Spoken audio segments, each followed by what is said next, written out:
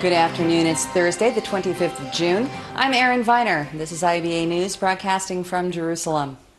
A forum of top ministers is at this hour considering an arrangement reached with gas companies to break up a regulatory logjam and help push forward the development of the enormous Leviathan natural gas field. The compromise reached with Israeli businessman Yitzhak Tshuva's Delek Group and the American Noble Energy Corporation calls for the sale of their holdings in the smaller offshore Karish and Tanin reservoirs to avoid the company's potential monopolies on the market. The government and the parties also reached a deal to cap gas prices at an amount to be determined by a committee headed by the finance ministry based on the average of the contract sums. That price gauge will be known as the Israeli hub and implemented until all gas from the nation's 4 reservoirs, including the Tamar, are online about 6 years from now. If the plan is approved by the ministers as expected, it will then be put before a public hearing followed by a full vote by the cabinet expected next month. National Economic Council Chief Eugene Kandel called it a win-win proposition, although some lawmakers and civil groups are claiming that the national resource is not being used to benefit the consumer as much as it should, nor does the agreement go far enough in dissolving the monopoly on gas. Senior correspondent for Bloomberg News, Khalif Ben David, has been covering this issue extensively and says that the series of delays have created an environment that is keeping potential investors away from Israel. Ben David also told IBA's Ariel O'Sullivan that the government is now making concessions to encourage energy companies to drill in the country.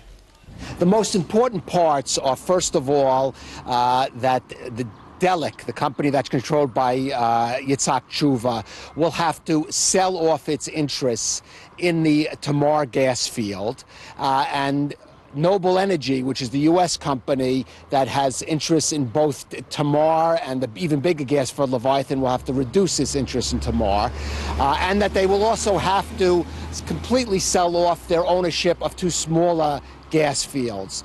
The idea is to reduce up the potential monopoly on gas that they have. Well, is this going to get the gas to Israel at a more reasonable rate? Will it lower the cost of living? There are going to be price controls put on the sale of the gas from these gas fields that are under discussion. But there is debate about this. There are members of Knesset that say that the controls are not strict enough. The price should be lower. And the government is saying these are the prices that are in line with international standards. So this is an issue of debate. Well, this argument that the threat that Israel's policy is driving away entrepreneurs like this, is that for real? Yes, there is concern. I myself have heard from investors abroad and from U.S. officials that the whole delay in setting this regulatory framework has created an unstable environment where investors don't want to invest the billions of dollars that you need to drill down underwater to get this gas and then bring it to shore. So yes, this has been a genuine issue. What about the argument that if there's nothing in it to benefit the Israeli public, then they should leave it in the ground? No, the Israeli public needs this gas. You have to understand that after Egypt stopped shipping its gas to Israel because of the terror attacks against the Sinai pipeline, there would have been a severe critical gas shortage in Israel, which is the main source for our electricity generation.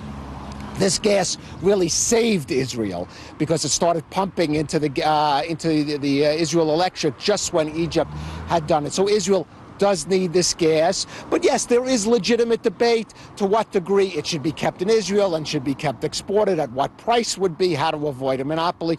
These are legitimate issues with different interests, and the debate will continue. Is the government being too easy on these companies? Well, that is the charge of some people in the opposition party, and of course certainly in some consumer groups, a movement for quality for government. The government argues, though, it's in a bind because there are reasons that it's difficult to get outside investment in the gas here. The security issues investing in Israel, the political issue where we can't get major oil companies that invest in Arab states to come and develop the gas, the competitive market for gas because of fracking. So the government says it has to make some concessions to the gas companies, the energy companies, if it's going to get them here to invest in the gas fields. So it's leaving the monopolies kind of intact. There is certainly a partial monopoly that is being left intact. The government doesn't deny that for the time being it's leaving the monopoly intact, but they are saying that within 6 years there is going to be the sale of the smaller fields that will dilute that monopoly. And more to the point, they're arguing is over the long term, these changes will bring bigger energy companies from abroad to drill offshore in Israel, and that will eventually break the monopoly. So short term, yes, there's still going to be a monopoly. Long term, the hope is it will eventually end. French Foreign Minister Laurent Fabius has acknowledged that Iran is making public acclamations against an international nuclear deal, dampening prospects for an agreement. Standing in Paris alongside his counterpart from Saudi Arabia, Adel al-Jubeir, Fabius called for a greater commitment on the part of leaders in the Islamic Republic. Tehran's parliament just passed a bill banning access to all military sites and their nation's scientists to inspectors from the International Atomic Energy Agency. Yesterday, Supreme Leader Ayatollah Ali Khamenei made the situation even more difficult by declaring that his nation will not allow the freezing of sensitive nuclear work for an extended period, while still demanding the immediate lifting of all sanctions. The 6 major negotiating partners would like to rescind the measures in a more staged approach and want Iran to commit to a verifiable halt of any suspicious atomic development for at least a decade. U.S. Secretary of State John Kerry will continue negotiations in Vienna with Iranian Foreign Minister Mohammad Javad Zarif tomorrow, just days before the deadline to reach a landmark deal. Direct investment in Israel from abroad dropped by nearly 50% in 2014 compared with the previous year. This, according to a report by the United Nations Conference on Trade and Development, which tracks changes in global foreign investment worldwide. According to the findings, $6.4 billion were invested in Israel last year, compared with $11.8 billion in 2013, representing about a 46% decline. Israeli investments in other countries also fell from $4.6 to $3.9 billion. That reduction isn't only being seen here, but also in worldwide investments that were down by 16%. It's widely believed that the summer conflict with Gaza heavily contributed to the slump of investment in Israel, while the overall worldwide decline is being attributed to weak economic growth.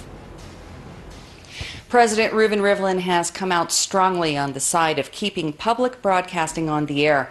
While speaking last night in Tel Aviv, the president said that IBA may be in need of reform, but it must not be shut down before the opening of a new broadcast agency in its place.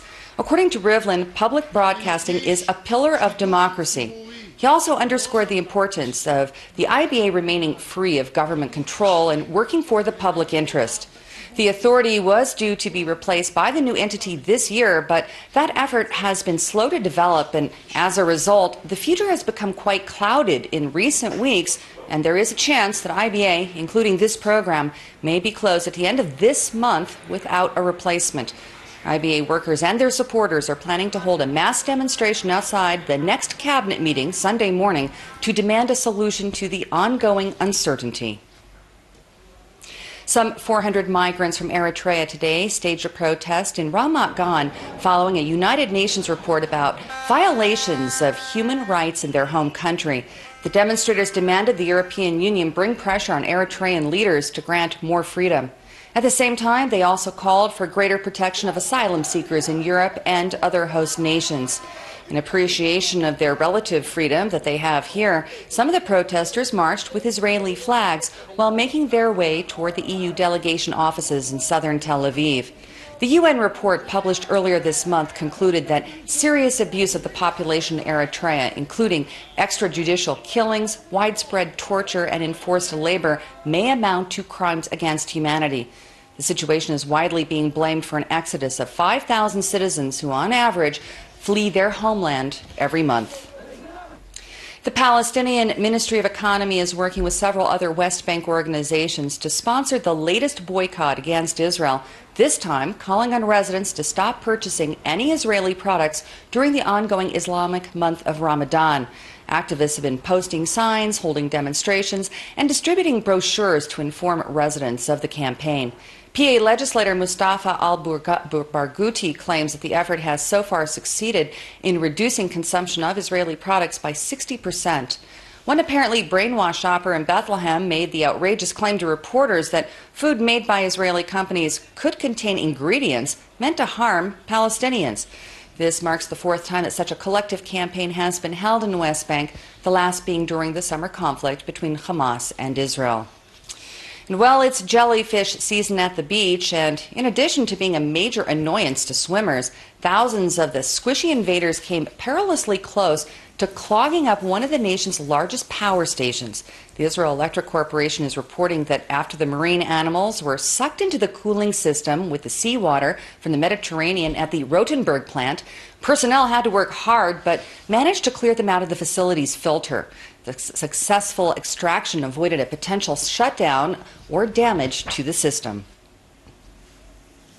Turning to the United States, where the group of Republicans hoping to capture their party's nomination for the 2016 presidential elections became even more crowded with the declaration of Louisiana Governor Bobby Jindal as the 13th candidate to join the race. Jindal made the announcement at a launch event in New Orleans, where he promised supporters that he would rock the boat. The 44-year-old two-term governor was born in Baton Rouge to immigrant parents from Punjab and is the first individual of Indian American heritage to run for president. The evangelical Christian has his work cut out for him, however. He came in last in a Reuters poll of 15 announced or presumptive Republican candidates with less than 1% of support. But today's Republican Party in Washington, D.C. has been beaten into submission. It is increasingly afraid to speak the truth. It's time to say what everybody is already thinking.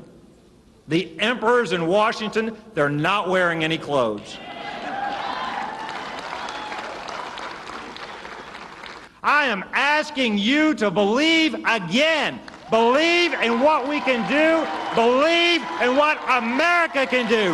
Thank you. May God bless you. May God bless the United States of America. Staying in the U.S. and moving to Massachusetts, where Boston Marathon bomber Dzhokhar Tsarnaev spoke in court for the first time in 2 years during a hearing when he was formally sentenced to death for his attack that killed 4 people and injured 264 others. The 21-year-old told the room, packed with many of those who survived the April 15, 2013 double bombing and the victims' relatives, that he was sorry for the lives that he took, for the suffering he caused them, and for the irreparable damage that he caused. He also said that in case there is any doubt, he is guilty of the attack along with his brother. He then asked Allah to have mercy upon him, his brother Tamerlan, who was killed in a gunfight with police, his family, and all those present in the courtroom. Tsarnaev was found guilty in April and sentenced 1 month later to death by lethal injection for joining his brother in perpetuating one of the highest profile attacks on U.S. soil since 9/11. Survivors of the attack voiced mixed reaction to Tsarnaev's apology. He didn't renounce terrorism. He didn't renounce violent extremism. And he couched his comments in line with Allah and Allah's views, which give it a religious tone. And there was nothing, as you heard Judge O'Toole say in the courtroom, there was nothing about this crime that was Islam associated. And so that's what I was struck by more. I regret having ever wanted to hear him speak, because what he said showed no remorse, no regret, and no empathy for what he's done to our lives. For me to hear him say that he's sorry, that is enough for me. And I hope, because I still do have faith in humanity, including in him, I hope that his words were genuine. The United Kingdom's first ever Jewish ambassador, Matthew Gold, is concluding his 5-year term in the country as Her Majesty's envoy. The grandson of Polish immigrants and his wife Celia gave birth to 2 Israeli-born children, known locally as Sabras, and fostered extensive ties with citizens around the country. The ambassador issued a special farewell video in both English and Hebrew. Shalom חברים, אני מתיו, השגריר הבריטי בישראל. ואחרי 5 שנים בארץ, לצערי אנחנו צריכים לחזור ללונדון. ואני רוצה להגיד תודה לכם, כי אנחנו היינו ממש שמחים בישראל. We have been up and down the length of this country. We've seen the beauty of the country. We've made some wonderful Israeli friends. We've had some fabulous Israeli arguments. We've built cooperation between Britain and Israel in all sorts of different ways. And this country will always be important to us. Celia and I started our family here. Banot Sheli, Banot Shelanu, Noldu Israel. And so I wanted to say thank you for having us. And I wanted to wish you and all the people of Israel, all the people of the region, B'chatzlaha. I hope you find peace. I hope you find happiness. And now taking a look at local finance, and the shekel today lost strength in foreign currency trading, while share prices on the Tel Aviv Stock Exchange put in a mixed performance on this last day of the trading week. Here's a look at the afternoon numbers.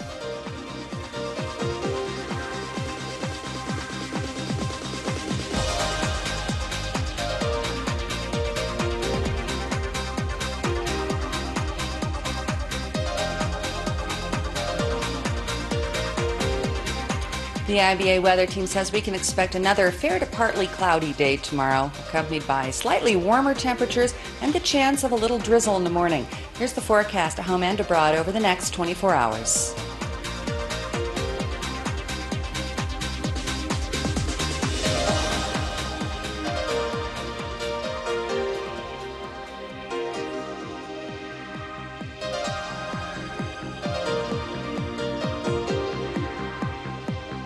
Thank you for being with us this afternoon.